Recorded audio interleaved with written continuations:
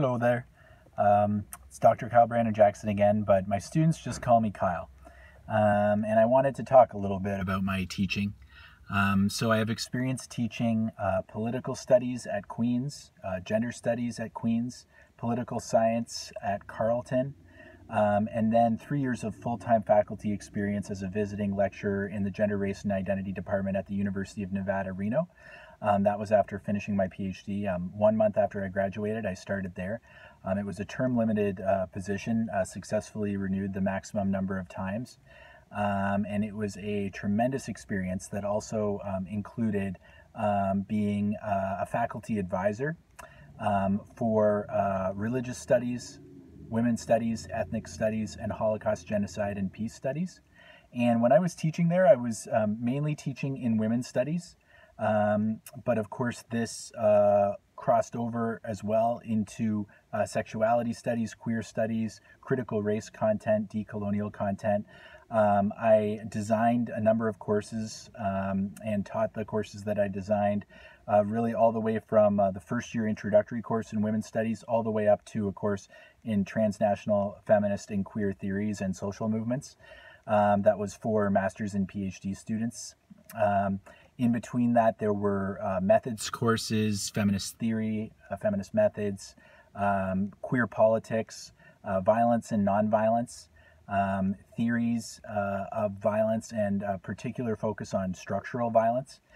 That was a course that I taught for Holocaust, genocide, and peace studies. So basically, I've taught a range of courses in both departments that are really at the borderlands of gender, sexuality studies, queer studies on the one hand, and political studies. And I really approach all courses as an interdisciplinary political scientist. I also have experience TAing for a large number of courses during both my master's in political science and my PhD in political studies.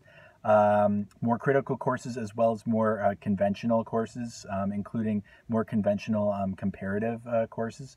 I have quite a large background in comparative politics. So not just critical political theory and Canadian politics, but also a lot of comparative politics, a lot of expertise in historical institutionalism. And so for me, it's important in most of my courses, the large majority of my courses, it's important that we look at both the state and society, both institutions and culture, ideology. And we're often pivoting back and forth while retaining a focus on whatever the topic is. But I think it's important that we look at power relations broadly, to include the state and to include society, as well as to include identity. That identity is a central part of power in politics, and that power and politics are a central part of identity. Too often we look at identity divorced from power and politics. And that's an equally large problem. And that's where a political science approach, or a political sociology approach, if you will, that's looking at both institutions and society and their interrelationships. That's where an approach like that can weigh in.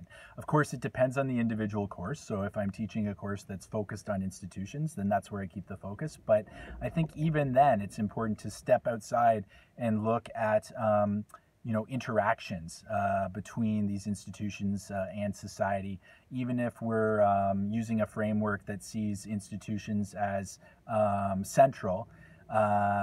We still have to pay attention to societal factors, to ideological factors, to context. I guess this is really a critical politics approach, but it's one that really does have an appreciation for the more traditional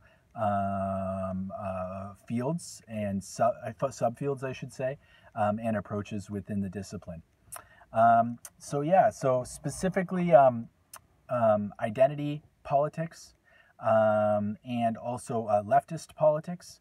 I have a lot of knowledge of the NDP in Canada and its history, the history of the Cooperative Commonwealth Federation. I'm very interested in this upcoming federal election and beginning to look at it in terms of what might end up being a contest between right-wing populism and center-left populism.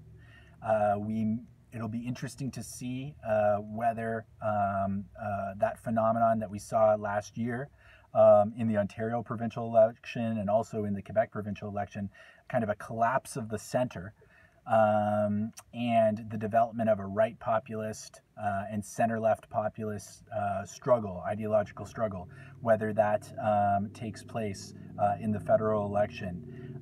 It's interesting right now in terms of polling that has the NDP rebounding, for example.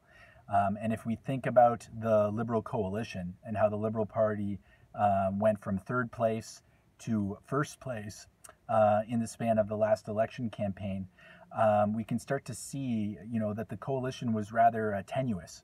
And SNC-Lavalin, for a number of reasons related to colonialism, related to gender, seems to be tearing at the fabric of this very tenuous coalition that the Liberals put together. And so the reason I talk about this upcoming federal election is just to show that I'm very interested in Canadian politics and in some of the more traditional topics in Canadian politics,